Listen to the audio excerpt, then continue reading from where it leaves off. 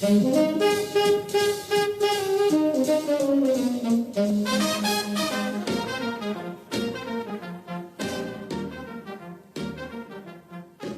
podcast is an invitation to feel and experience the souls of famous old Hollywood homes and to have an in-depth journey to the areas where they're located through interviews with longtime residents. Either you're a fan of old Hollywood in Los Angeles, planning to have a vacation, or, an even bigger step, considering a certain area for your future home. This is your opportunity to receive valuable information and insightful advice you won't find anywhere else.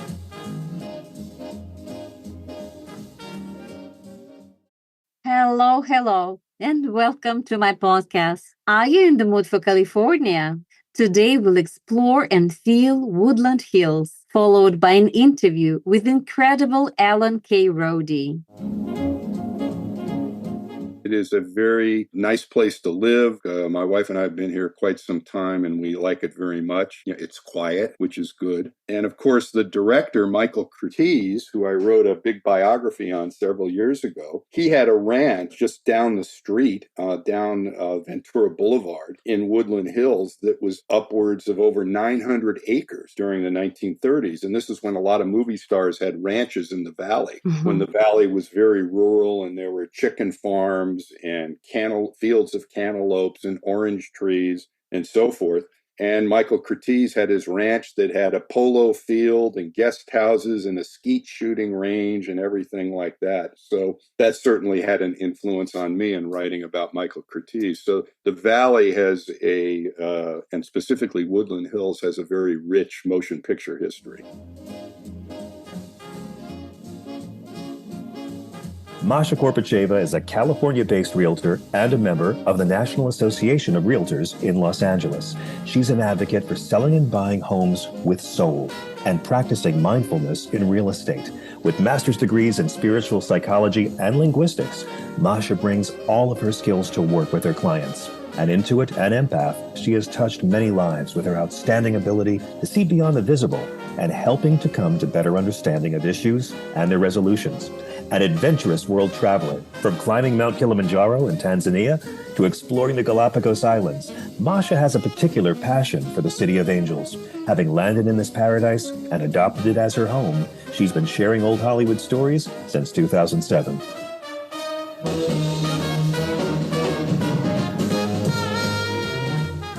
In the mood for California, feel the soul of old Hollywood.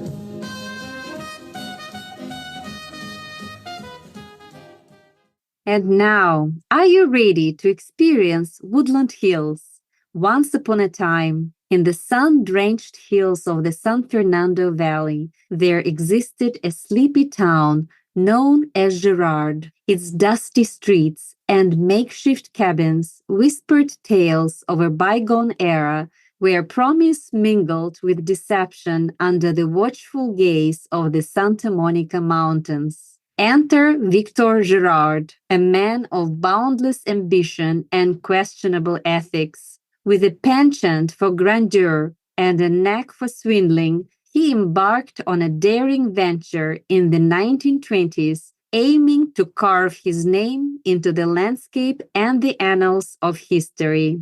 Girard, or rather the self-proclaimed human dynamo, envisioned a paradise amidst the rugged terrain, a Moorish-themed utopia rising from the ashes of a cow pasture. Armed with audacity and other people's fortunes, he set his sights on transforming the barren land into a bustling community of small hillside estates. But Girard's vision was not without its challenges. The San Fernando Valley, with its agricultural roots and distant location from the city center, seemed an unlikely area for his grand designs. Undeterred, he plunged ahead, his dreams as vast as the sprawling acres before him. With each stroke of his pen and every promise made, Girard wove a tapestry of deception. False storefronts adorned the streets, concealing the truth behind a facade of prosperity. Yet, amid the smoke and mirrors, something stirred. a sense of possibility, of untapped potential waiting to be unleashed. As the town of Girard took shape, so too did the legend of its creator. Victor Girard, born Kleinberger, had always been a master of illusion. From peddling fake Persian rugs to charming investors with his wit and guile, he spun tales as effortlessly as he breathed. But as the roaring 20s gave way to the harsh reality of the Great Depression, Girard's empire began to crumble. Lawsuits piled high, debts mounted, and the once thriving community teetered on the brink of collapse.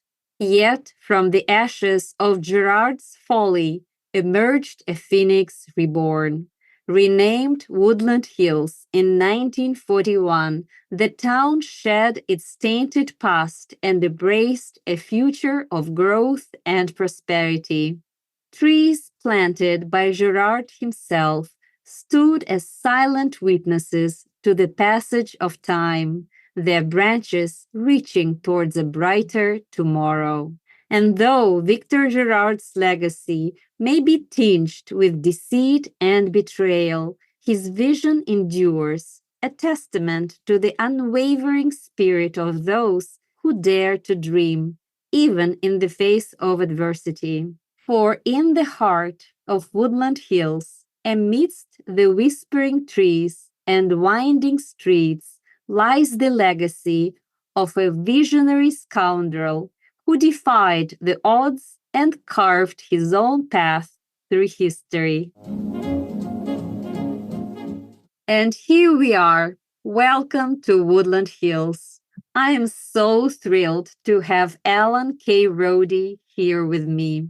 Alan K. Rode is an American film scholar and preservationist, cinema host, producer, charter director, and treasurer of the Film Noir Foundation and a co-host of the NOIR CITY, Hollywood and Chicago film festivals. He has been the producer and host of the annual Arthur Lyons Film Noir Festival in Palm Springs, California since 2008 and has hosted numerous other cinema events. In addition to his many filmed interviews of Hollywood artists, he has produced numerous classic film Blu-ray commentaries and special features and appeared as a spotlight co-host on Turner Classic Movies in 2018. Alan is also known for his books, Michael Curtiz, A Life in Film, Charles McGraw, Biography of a Film Noir Tough Guy, and Blood on the Moon. Alan's video interviews with numerous Golden Age of Hollywood personages can be found on his website, www.alankrode.com, and the Film Noir Foundation's video archive. His blog, One Way Blog, and writing and interviews for a variety of publications have been supplemented by his commentaries and featurettes on numerous Blu-ray and DVD classic film releases. Alan will share with us what it feels like to live in Woodland Hills. Hello, Alan. Hello, Maria. How are you? I'm doing well. How are you? If I was having any more fun, I wouldn't know what to do. Thank you for having me on your podcast. Oh my God, Alan, it is such an honor to have you on my podcast. And I was really looking forward to speaking with you today.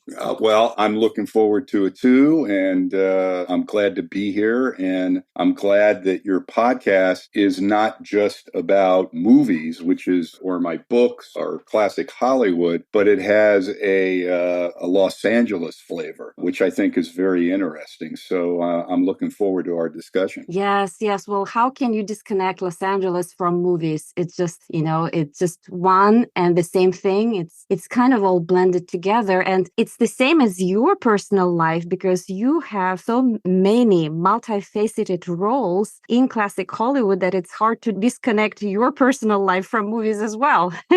No, movies are a big part, have been a big part, and continue to be a big part of my life. So, I can't, it's hard to separate one from the other. That's certainly true. Right, right. And yet you live in Woodland Hills, and maybe you would like to describe this area to someone who has never been there. What vibe does this area exude? Well, Woodland Hills has a very interesting history. It's out in the Northwest Valley, and back in the day, it was called Girard, which was the surname of a rather unscrupulous land speculator. For those of your listeners who have seen the movie Chinatown and the fictional story about how the valley was bought up and so on and so forth, well, this is when they were selling tracts of real estate out here. And the guy's name was Girard, and he ended up being sued because the land he was selling was misrepresented and so on and so forth. And in 1941, since there was a community out here, they renamed the area Woodland Hills. One of the other connections with Woodland Hills, one of the many connections of Woodland Hills in the movie industry, is that Harry Warner had his ranch out here.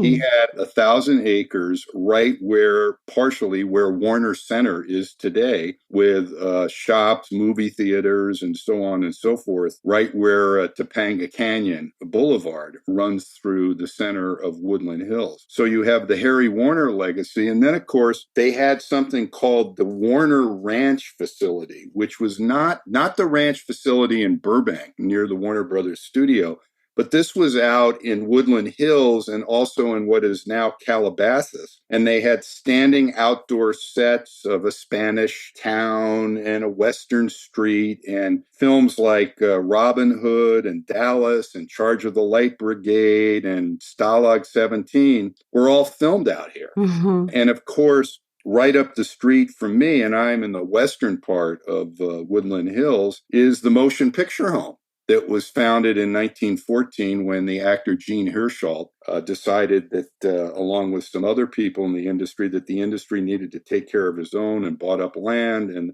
the motion picture. So Woodland Hills has this rich history of being associated with the movie industry. And now you have, stores, there's libraries, everything is very close, but yet it still maintains a certain suburban flavor of the valley, which is really, really good. Right. It is a very nice place to live. My wife and I have been here quite some time, and we like it very much. It's quiet, which is good. And of course, the director, Michael Curtiz, who I wrote a big biography on several years ago, he had a ranch just down the street, down Ventura Boulevard in Woodland Hills, that was upwards of over 900 acres during the 1930s. And this is when a lot of movie stars had ranches in the valley, when the valley was very rural and there were chicken farms and fields of cantaloupes and orange trees and so forth. And Michael Curtiz had his ranch that had a polo field and guest houses and a skeet shooting range and everything like that. So that certainly had an influence on me in writing about Michael Curtiz. So the valley has and specifically Woodland Hills, has a very rich motion picture history. Wow. You know what? Because you're a historian, because you have so much curiosity about classic Hollywood, it truly sounds like you have created a whole world for yourself in Woodland Hills that you're sharing right now. And it is so beautiful. Well, yeah, I mean, there's places now, some of the places I like to go in Woodland Hills. My friend David Kay has a book and memorabilia store that is on Ventura Boulevard by the intersection of Fallbrook and Ventura Boulevard. And David sells first editions and all kinds of books. And I collect certain books, and David's a good friend. And there's all kinds of people that come into this bookstore, including some movie people, actors, other people. And a lot of times I'll just hang out there. And I've told David all he needs is a liquor license. And he could open a bar, because I'll sit in there and have conversations with people from all walks of life. And so I spend a lot of time there. Another place that I'm very fond of is on Fallbrook Avenue, Jim's Country Market, that was there in 1951 when I believe Fallbrook was still a dirt road at that point. Mm-hmm. Jim's Market has fresh fish every day. And for those of your audience who are carnivores, they also have Harris Ranch organic meat and really, really good meat and fish of the quality you don't find at your local chain grocery store. Mm-hmm. I'm a purveyor of that. And then, of course, the local library. You have a Woodland Hills library up on Ventura Boulevard, and you also have one here almost in West Hills by Platt Avenue. Mm-hmm. So, and you have any manner of shops and different things. So it's really kind of a self-contained world, as the Valley now has become, I think, the last orange grove in the Valley is being subdivided, which is Mm-hmm. up on, I think it's in Tarzana, up on the western side, up on the hill. And they tried to save it, but they couldn't. So it's a bit of history, because the Valley used to be all very, very agricultural and rural and bridle paths and everything. And in fact, my mother, who was born in Hollywood 101 years ago, her uncle used to own the land by the Chatsworth Reservoir. Mm. So my aunt and my mother, when they were kids, my grandmother would take them out to Uncle Roy's, and they would ride horses, and he had cabanas that he rented to people. And some of the guests included John Barrymore and W.C. Fields, and they had goats and a chimpanzee roaming around. That's incredible. A lot of stories. So I have a family connection with the Valley going back into the 1930s as well, even though I grew up in New Jersey. So yeah, it has a unique charm and a unique vibe for me. Wow. And what a special memory of your mother and her childhood, and you remembering her and what she experienced is still alive, the way you're sharing it as well. And it looks like it does bring a lot of inspiration into your life. It's just so very touching. Oh yeah. Well, I was very close to my mother, and she made it almost to 94, and I feel the same way that Frank Sinatra felt about his mother, where a friend of Sinatra's asked him to talk to his mom or something, and Sinatra said, "A day doesn't go by where I wish I could have another phone call with my mom." And I feel the same way. But she was a big influence in my life, and certainly her side of the family, growing up in Hollywood and being involved in the film industry and so on and so forth. I think I have a lot of that in my DNA. Right. And it must have also influenced your life, because, you are so, fully living in classic Hollywood, and probably through that, you feel a connection with your mom as well. Yeah, absolutely. I mean, I'm not much for self-psychoanalysts, but you're probably right. So, Ellen, as a biographer, you have classic Hollywood films, influencing your approach to capturing the lives of notable figures. Maybe there are some specific films that, have shaped your narrative style. Would you like to share the names of those films? I don't think there's any films that actually shape my narrative style, because writing biographies and writing books is a completely different skill set than writing a screenplay or a movie. But certainly being close to a lot of this history has influenced me, and I spoke of the influence of having Michael Curtiz's ranch, and I've been to his old house up there, and that certainly was an influence. The first book I wrote on the Charles McGraw, I actually tracked down the house that he sadly passed away in 1980, and discovered that the woman who owned the house at that time still lived there and had been Charles McGraw's girlfriend.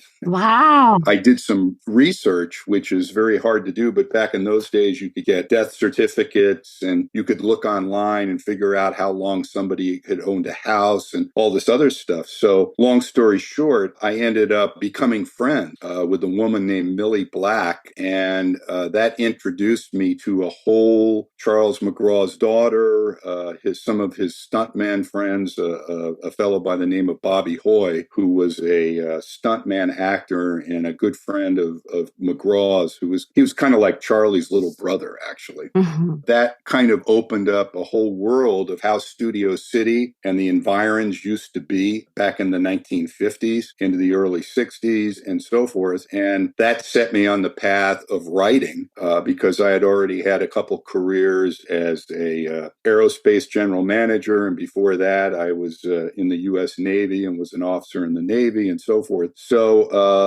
the whole experience with Charles McGraw really set me on the path to what I do now. Mm. Again, this was the influence of the San Fernando Valley.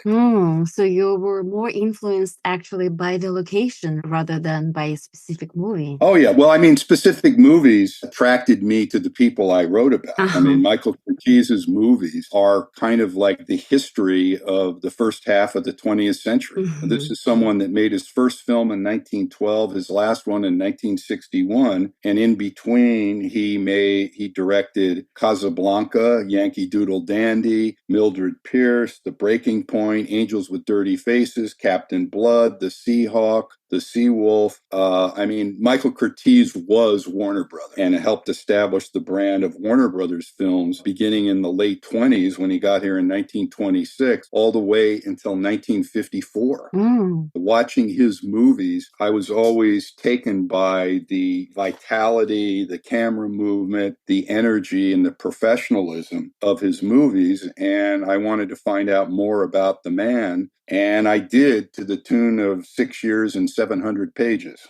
Oh my God. Wow. So certainly his work and his movies had a profound influence to the point of writing a big biography about him. Wow, that's incredible. What a great story. So, Alan, you have also conducted numerous filmed interviews with Hollywood artists. Maybe there is a particular interview that stands out to you as memorable or impactful, and why? Well, it's hard to pick out one, but most of these interviews, the filmed interviews that are on my website, occurred at my Film Noir Festival in Palm Springs, which in 2024 will be celebrating its 25th anniversary. Congratulations. Wow. It's called the Arthur Lyons Film Noir Festival, and that's named after the festival founder, who was a crime novelist and my good friend, Arthur Lyons. And I started working with Art back in, I think, 2002, the second year when he was doing this. And then Arthur sadly passed away in 2008, and I took over producing and hosting the festival and bringing in guests and so on and so forth. And it's been built into a world-class event, and it's really a sweet spot for me. But one interview that I specifically remember very well is in 2010, I think it was. I had Ernest Borgnine come out, and I showed a movie of his where his name was above the title, but it had often been overlooked, and it was called Pay or Die, about the true story of a Italian police lieutenant who fought the Black Hand in Little Italy in New York around the turn of the 20th century. The character's name was Lieutenant Joseph Petrosino, so it was kind of a dramatic fact-based movie, and Borgnine was the star, and he loved the movie, and no one ever showed it. So I called his publicist, and he said, I think he may like this. And about a half hour later, I got this call, and there's Borgnine. Alan, this is Ernie. I understand you are a swabby too. Blah, blah, blah. And it was like we were old friends. And he came out to the festival, and we had a lunch that went on for 5 hours the day before. And everyone was taking their turns. And I had John Garfield's daughter there and a bunch of other people. And we were sitting around a big table at the Hilton, and everyone took turns telling stories, including Ernie. Bo Hopkins and Ernie had been friends since they made the Wild Bunch together in 1969. So Borgnine was going to bring his wife Tova, and at the last minute, he said, "Okay, I'm going to come down with Bo. Tova can't make it." So I took the flowers from Tova's hotel room and I put them in June Lockhart's hotel room. She was my other guest. But at any rate, between Bo Hopkins and Ernie and all the people at lunch, I wish I had a camera hidden because the stories, some of which can't be repeated here. Right. Yeah, we're just, it was a really, really memorable event. And then that night we had the premiere and we had a Rolls Royce take Ernie to the theater. And, they had lights there and TV stations and I'm there to greet him. And the car pulls up and the door opens and out comes my wife. And I go, "What are you doing here?" And he said, "Ernie just grabbed me and said, 'Come on, kid, you're coming with me.'" So we showed the movie. It was sold out. He and I had a great talk about stuff. And then we had a reception afterwards and he was waiting in a long food line. And I said, "Ernie, you don't have to wait in line." And he said, "Alan, this is the way I get to meet people. These people pay my salary." Oh. And so we hung out until around midnight and he got up. He said, "Kid, I got to go." So he went. And then the next morning at the hotel, I got up early with a pair of shorts and flip-flops to buy the local Desert Sun to see what they wrote about us. And there's Borgnine in the lobby, dressed with a sport jacket on, signing an autograph for some young soldier. And I go, "Ernie, where are you going?" He said, "Oh, there's this race car I want to go look at." I mean, he was in his early 90s and he had more energy than anybody. Oh my God, he was unstoppable. Yeah, and he couldn't have been nicer and more friendly and engaging. And I'll always remember those days with that whole visit with Borgnine and him being the guest because he was fabulous. Wow, wouldn't it be nice if all people were that friendly and nice? Yeah, well, I found that most of the celebrities that I used to have to events, both here in Hollywood and in Palm Springs, they were all old school and they were all very appreciative of the warmth of the audience and people coming up and talking to them. I mean, we used to have people like Mickey Spillane and Marsha Hunt and Norman Lloyd and all these people that have passed on now, and they were just fabulous. They're just absolutely fabulous. So I feel I've been very lucky with all the people that I've met, and then some of them that became very, very close friends of mine as well. So I consider myself to be very fortunate and lucky to have met so many of these fabulous, talented, and interesting people. Oh, that's beautiful, beautiful. And you have already mentioned the Arthur Lyons Film Noir Festival in Palm Springs that you host. But besides this festival, you also host Noir City festivals in Hollywood and Chicago. And all of these experiences must be really special. In your opinion, what is the essence or maybe distinctive vibe of these festivals and how have they evolved over the years? Well, the whole Noir City thing started when Dennis Bartok invited Eddie Muller to host in 1999 at the Egyptian Theater what was called the first annual Festival of Film Noir. And I met Eddie at that time and we became friends and then colleagues in that we tried to get different movies to show at the Castro Theater for what was called Noir City. And we had trouble getting movies because the prints weren't available. So we recognized the need. And so Eddie founded the Film Noir Foundation. And what the Film Noir Foundation does is find films that have fallen into the cracks, that are MIA, for lack of a better term, and then clearing the rights to these films, which is really a tricky business that's too long to even get into here. And then we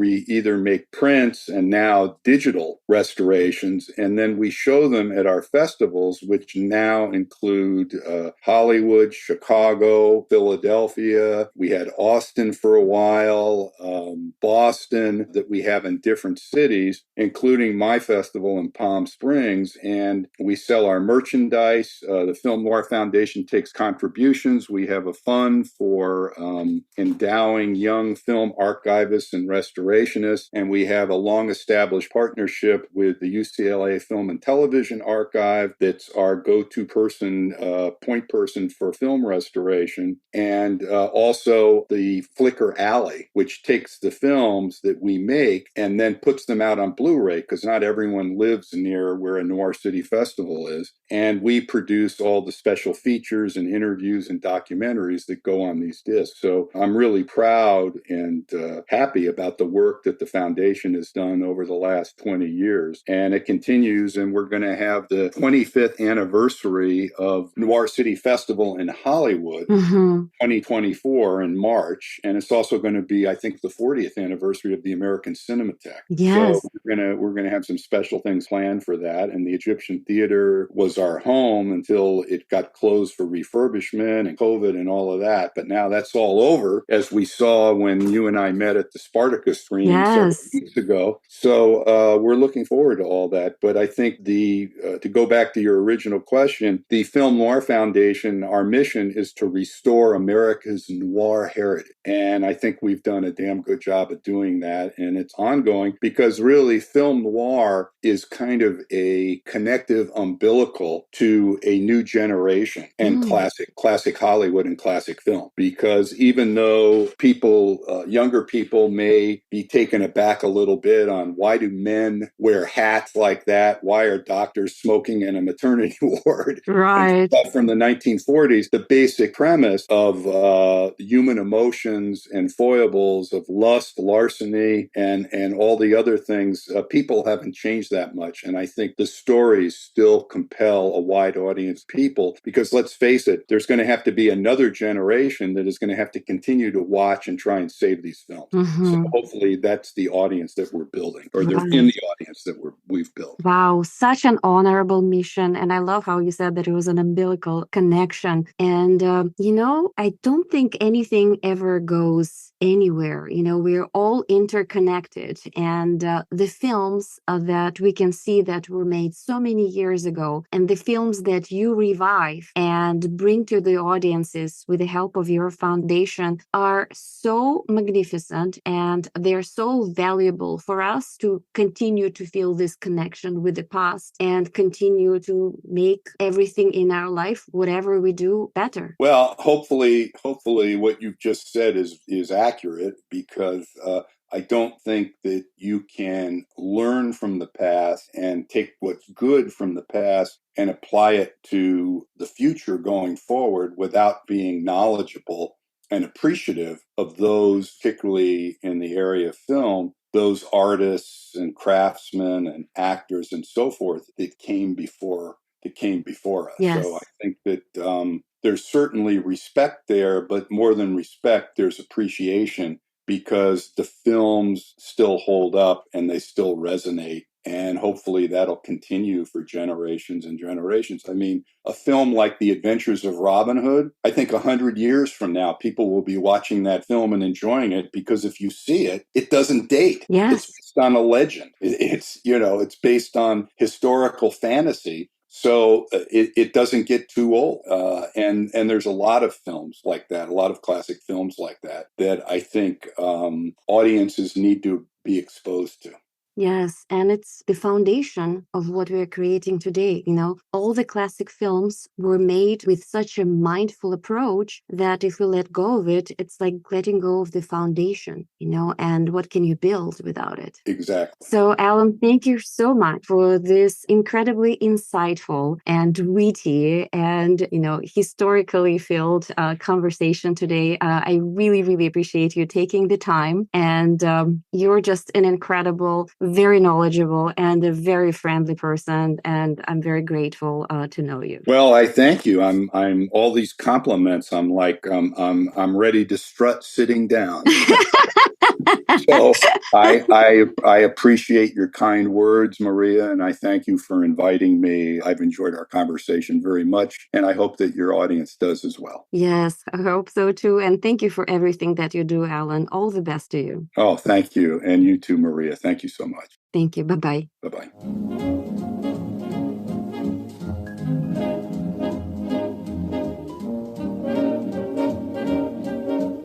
Thank you very much for tuning in to Feel and Experience Woodland Hills with my special guest, Alan K. Rode. If you enjoy my podcast, In the Mood for California, please sign up for future episodes at your preferred platform, and please leave your feedback. I really appreciate your time and support. You can follow me on Instagram at In the Mood for California and check out my website www.inthemoodforcalifornia.com. I'm a realtor with Beverly & Company Luxury Properties, and my license number is 019-78714. Selling and buying homes with soul is not just my real estate strategy. It is an intuitive and holistic approach that embraces your values, aspirations, and conscious intentions. If you want to discover the power of mindfulness in your real estate journey with my compassionate guidance, I'm here for you. Next time, prepare yourself for an enchanting journey to Palm Springs, where history comes alive. Get ready to immerse yourself in the captivating and delicious tales of the past.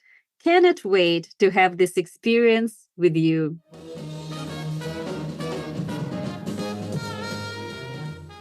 In the Mood for California, feel the soul of Old Hollywood.